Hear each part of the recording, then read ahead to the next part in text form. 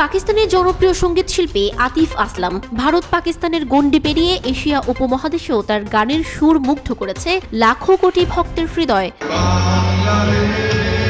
সম্প্রতি ঢাকার আর্মি স্টেডিয়ামে ম্যাজিক্যাল নাইট 2.0 কনসার্টে অংশ নিয়েছিলেন এই শিল্পী। দেশে ফিরে গিয়ে ঢাকার কনসার্ট নিয়ে ফেসবুকে জানালেন নিজের অনুভূতি।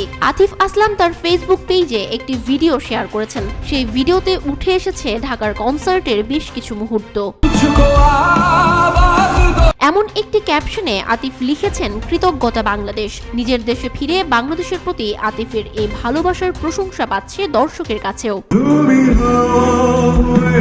সেই পোস্টের কমেন্ট বক্সে বাংলাদেশের অনেক ভক্ত এই গায়ককে ফের ঢাকায় আসার আহ্বান জানিয়েছেন। কেউ বা তার সঙ্গে তোলা ছবি প্রকাশ করে ভালোবাসার কথা জানিয়েছেন। 19 নভেম্বর ম্যাজিক্যাল নাইট 2.0 কনসার্টে আতিফ ছাড়াও পাকিস্তানের হান্নান, বাংলাদেশের তাহসান খান ও ব্যান্ড কাকতাল পারফর্ম করেন।